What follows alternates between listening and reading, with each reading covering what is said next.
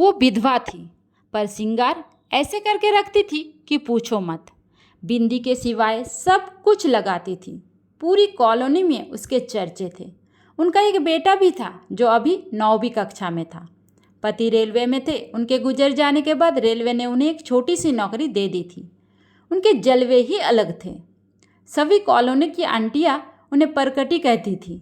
गोपाल भी उस समय नया नया जवान हुआ था, अभी 16 साल का ही था, लेकिन घर बसाने के सपने देखने शुरू कर दिए थे। गोपाल का आधा दिन आईने के सामने गुजरता था और बाकी आधा परकटी आंटी की गली के चक्कर काटने में। गोपाल का नववयस्क मस्तिष्क इस मामले में काम नहीं करता था कि समाज क्या कहेगा। यदि उसके दिल की बात किसी को मालूम हो गई तो उसे किसी की परवाह नहीं थी। परकटी आंटी को दिन में एक बार देखना उसका जुनून था। उस दिन बारिश अच्छी हुई थी। गोपाल स्कूल से लौट रहा था, साइकिल पर ख्वाबों में गुम। उसे पता ही नहीं लगा कि अगले मोड़ पर कीचड़ की वजह से कितनी फिसलन थी। अगले ही क्षण जैसे ही वो अगले मोड़ पर मुड़ा, साइकिल फिसल गई और गोपाल नीचे। उसी वक्त सामने से आ रहे स्कूटर ने भी टक्कर मार दी। गोपाल का सर मानो खुल गया हो। खून का फुवारा फूटा।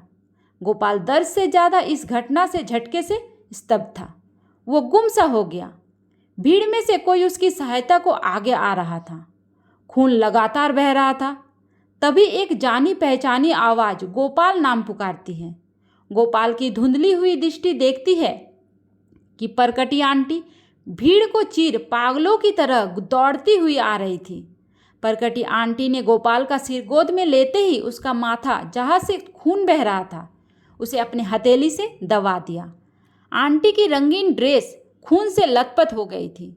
आंटी चिल्ला रही थी, अरे कोई तो सहायता करो, ये मेरा बेटा है, कोई हॉस्पिटल ले चलो हमें।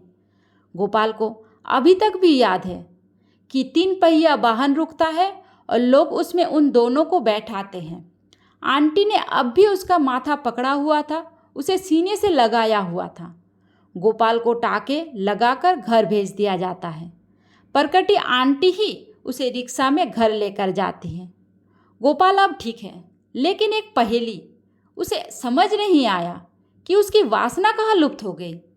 जब परकटी आंटी ने उसे सीने से लगाया तो उसे ऐसा क्यों लगा कि उसकी माँ ने उसे गोद में लिया हो। वात्सल्य की भावना कहाँ से आ गई। उसका दृष्टिकोण कैसे एक क्षण में बदल गया। क्यों वो अब मातृत्व के शुद्ध भाव से परकटी आंटी को देखता था। आज गोपाल एक रिटायर्ड अफसर है। समय बिताने के लिए कम्युनिटी पार्क में जाता है। वहाँ बैठा वो आज सुंदर औरतों को पार्क में व्यायाम करते देखकर मुस्कुराता है, क्योंकि उसने एक बड़ी पहेली बचपन में ही हल कर ली थी। वो आज जानता और मानता है और कई लेख भी लिख चुका है कि महिलाओं का मूल भाव मातृत्व का है। वो चाहे कितनी भी अप्सरा सी दिखे, दिल से हर महिला एक माँ है। वो माँ सिर्फ अपने बच्चे के लिए ही नहीं है, वो हर एक लाचार में अपनी औलाद को देखती है। दुनिया के हर छोटे मोटे दुख को एक महिला 10 गुना महसूस करती है, क्योंकि वो स्वतः ही कल्पना कर बैठती है कि अगर ये मेरे बेटे या बेटी के साथ हो जाता तो।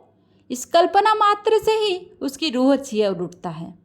वो रो पड़ती है और दुनिया को लगता है कि महिला कमज़ोर है। गोपाल मुस्कुराता है, मन ही मन कहता है कि विश्व के भ्रमित मर्दों, औरतों दिल से कमज़ोर नहीं होती, वो तो बस माँ होती है।